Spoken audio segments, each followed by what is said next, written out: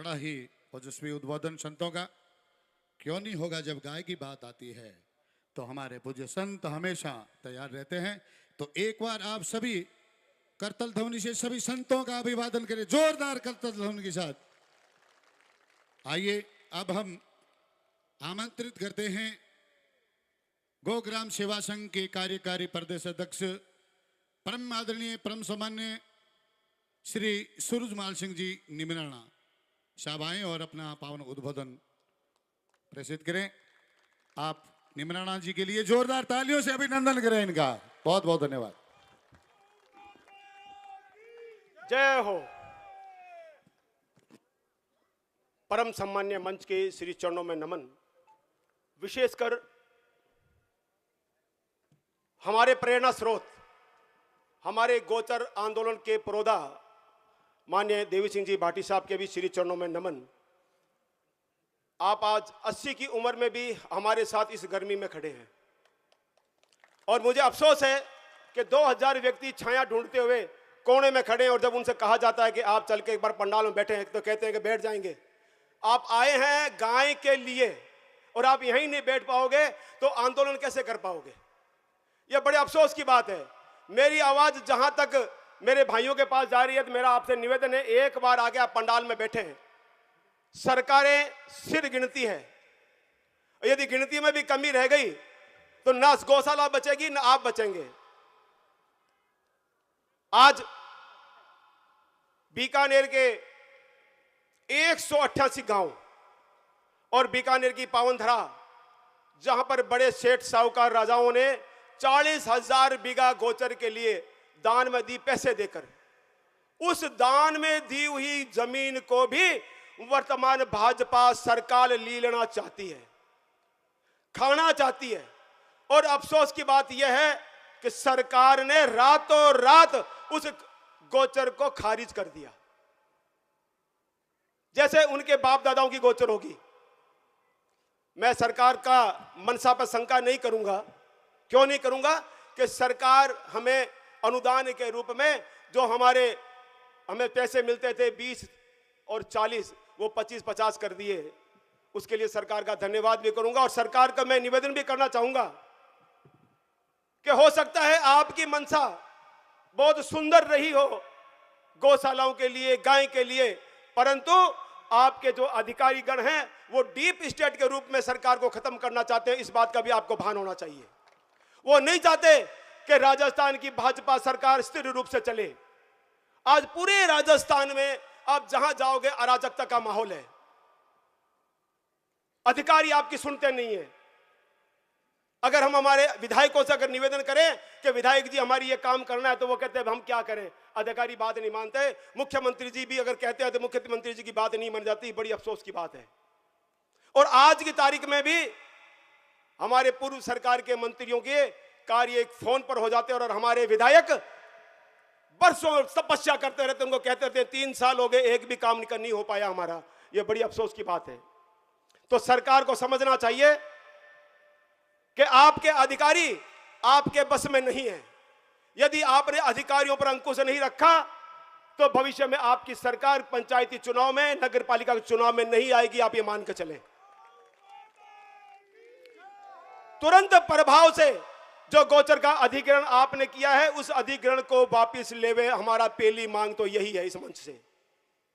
और दूसरी मांग, जिस प्रकार आपने सरलता से कहा कि हम गौशालाओं को अनुदान देते हैं, और मुख्यमंत्री जी ने बड़े बड़े विज्ञापन लगाए कि आज हमने 800 करोड़ रुपए गौशालाओं को बांट दिए, कभी कहते हैं 600 करोड़ रुपए गौशालाओं के बांट दिए। मुख्यमंत्री जी, आपने आंकड़ों में बांट दिए। पिछले 3 साल से हमारी गौशालाएं पैसे को तरस रही है और आपके मंत्री महोदय कहते हैं कि जो गौशालाएं थोड़ी सी होशियार थी उनको पैसा पहले मिल गया, जो बेवकूफ थी वो पैसा नहीं ले पाई। मैं मंत्री जी से भी इस मंच के माध्यम से कहना चाहूंगा, मंत्री जी, ये विषय तब लागू होता है कि जब आपका अनुदान जो हमें जुलाई अगस्त में मिलना चाहिए था, उस समय यह होता कि फला गौशाला होशियार थी, उसने अनुदान पहले ले लिया, और दूसरी गौशाला भोली थी, उसने अनुदान नहीं ले पाई। परंतु मंत्री जी, सभी गौशालाओं को आज 11 महीने हो गए, अभी तक राजस्थान की 600 गौशालाएं अनुदान को तरस रही है और आप नए नियम लगा रहे हैं। जितने भी गोभक्त बैठे हैं, हनुमानगढ़ के, नागौर के, गंगानगर के, अभी एक हमारे पूर्व वक्ता नेत्रा जी ने भी, अचेरा जी ने भी कहा था हमें, हनुमानगढ़ के अंदर हमारी एक ऑडिट आई हुई है। ऑडिट एक नेचुरल सिस्टम है सरकार का, सरकार करती है, ऑडिट करे, गौशालाएं ऑडिट करवाने के लिए तैयार बैठी है। पर विडंबना क्या है, ऑडिट किस बात की हो रही है, उस बात को अगर मैं आपके सामने रखना चाहूंगा तो आपको लगेगा कि सरकार जानबूझ के हमें प्रताड़ित कर रही है। जो लोग गौशाला संचालक हैं उनको तो इस विषय का भान होगा कि हमारे जो एक्सेल सीट है वो भारत सरकार का एक पशुधन ऐप है, उस पर भी अपलोड होती है, और पशुधन ऐप पर अपलोड करने का जो कार्य है वो कार्य जो चिकित्सक है आपका क्षेत्र का उसका है, वो अपलोड करने का कार्य गौशाला संचालक का नहीं है। अब जो ऑडिट आई है, गंगानगर में आई और आज हनुमानगढ़ में चल रही है, वो ऑडिट क्या पूछ रही है, वो ऑडिट ये पूछ रही है कि आपकी एक्सेल शीट में मान लीजिए 300 गोवंश थे, परंतु एनआफ पर आपके 200 गोवंश ही दर्ज हैं, तो आपको अनुदान ने, आपने जो 100 गोवंश का अधिक अनुदान लिया है वो आपने गलत ले लिया। प्रणाम महाराज, अमरानंद जी महाराज पधार चुके, आपका स्वागत है।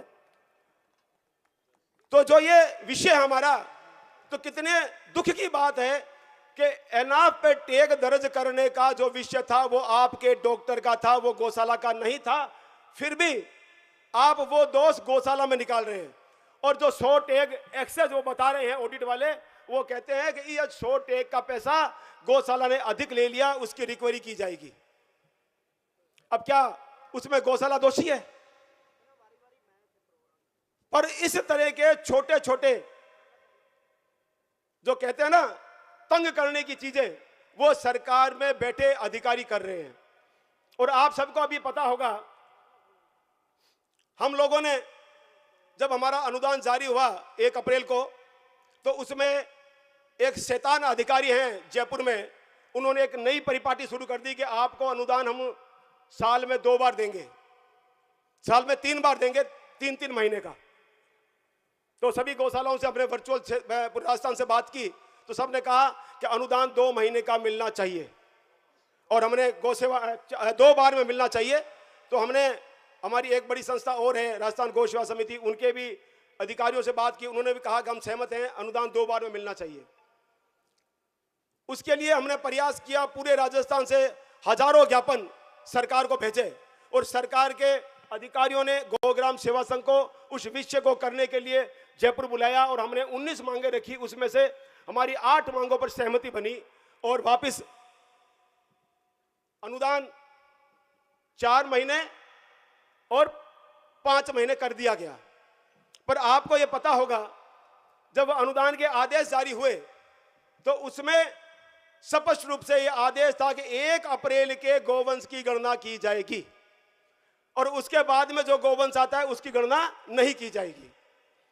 तो हमने इसका विरोध किया, तो उन्होंने कहा कि इस बार हमारे सॉफ्टवेयर में यह विषय नहीं है, सॉफ्टवेयर में अगली बार डेवलप कर लेंगे तो इस विषय का हम ध्यान करेंगे। फिर हमने उनसे बात की कि जब आप 1 अप्रैल का अनुदान का विषय गिनेंगे गोवंश एक्सेल शीट में आवेदन में, तो फिर जब आपका भौतिक सत्यापन होगा उस समय गोवंश कौन सा गिना जाएगा? तो उन्होंने उसी आदेश में एक लाइन लिख रखी थी कि भौतिक सत्यापन भी 1 अप्रैल का ही माना जाएगा। अब विडंबना देखिए, जिस लोग सरकार ने, जिस विभाग ने वो आदेश निकाला, उसी विभाग ने अपने डॉक्टर को प्रशिक्षित नहीं किया कि आपको सर्वे कैसे करना है। कोई डॉक्टर तो 1 अप्रैल की गणना लिख रहा है, कोई डॉक्टर जिस समय जो भौतिक सत्यापन हुआ वो गणना लिख रहा है। तो उसी गणना के चक्कर में कई गौशालाएं अनुदान से बाहर हो गई, कई गौशालाओं का अनुदान इतना कम हो गया गोवंश कि उसकी संख्या, जैसे मान लीजिए वो जो हमारे अनुदान का आवेदन का समय था, उस समय के बाद में किसी के पास 300 गोवंश थे, और जब सर्वे हुआ उस समय 250 थे, तो 50 गोवंश की संख्या उसकी कम हो गई। परंतु कम हो गई, हम मानते हैं, कोई दिक्कत नहीं है, परंतु उस समय जो गोवंश की संख्या हमारी बढ़ी वो उन डॉक्टर ने नहीं लिखी, क्योंकि उनकी ही उसमें आदेश में एक लाइन लिखी हुई है कि जो कम होगा उसका भुगतान किया जाएगा। जब आप अपनी लाइन को तो बड़े दृढ़ता के साथ मान रहे हैं, तो आप गौशाला की उस बात को क्यों नहीं मान रहे कि जो गोवंश जिस समय था उस समय की हमें भौतिक सत्यापन करना चाहिए था। ऐसी विडंबनाएं इस आदेश के अंदर है।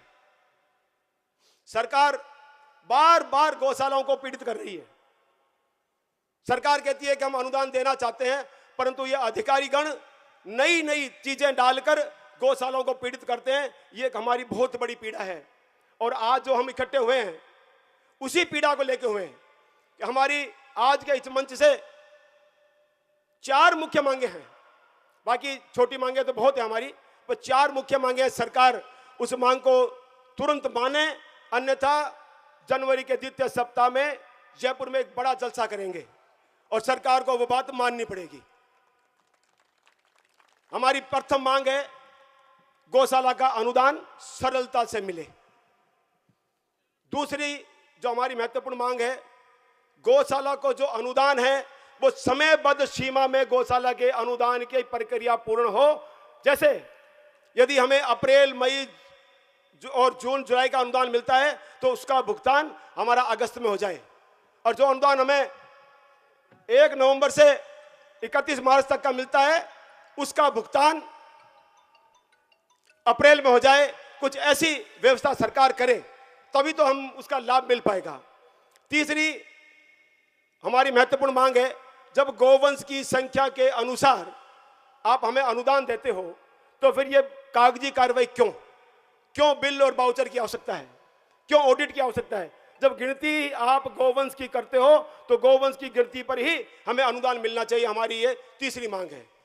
चौथी मांग है हमारी, राजस्थान की जितनी भी गोचर है उसका अधिग्रहण तुरंत प्रभाव से बंद हो, और विशेषकर जो बीकानेर की 40,000 बीघा जमीन आपने अपनी मनमर्जी करते हुए उसका अधिग्रहण कर लिया है, उसका अधिग्रहण आज ही निरस्त होना चाहिए। अन्यथा सरकार इस बात को मान के चले कि हमारा प्रतिरोध इतना भयंकर होगा कि आप उसको समझ नहीं पाएंगे। चाहे हमें सड़कें रोकनी पड़े, रेल रोकनी पड़े, चाहे हमें हाईवे जाम करना पड़े, और चाहे हमें भूख हड़ताल करनी पड़े, इसका प्रतिरोध बहुत भयंकर होगा, उसको आप समझ नहीं पाएंगे।